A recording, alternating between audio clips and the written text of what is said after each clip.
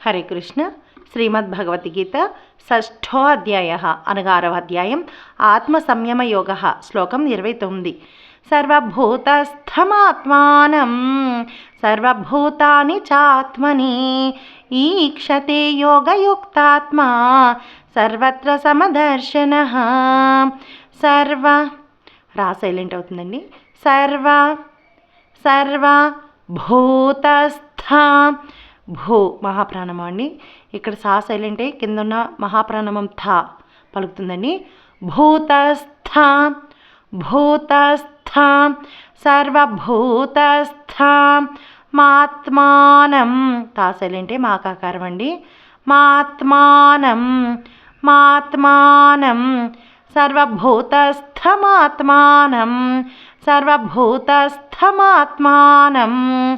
సర్వ రా సైలెంట్ అవుతుందండి. సర్వభూతాని సర్వభూతాని చాత్మని సర్వభూతాని చాత్మని ఈక్షతే యోగ యుక్తాత్మా కా తా రెండు సైలెంట్ అవుతాయండి. యుక్ తాత్ మా యోగయుక్తాత్మా ఈక్షతే యోగయుక్తాత్మా సర్వత్ర సమదర్శన రా సైలెంట్ అవుతుందండి. సమదర్శన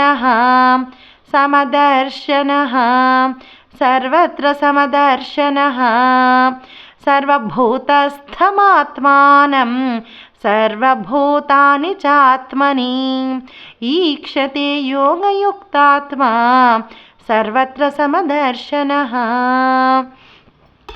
హరే కృష్ణ అండి.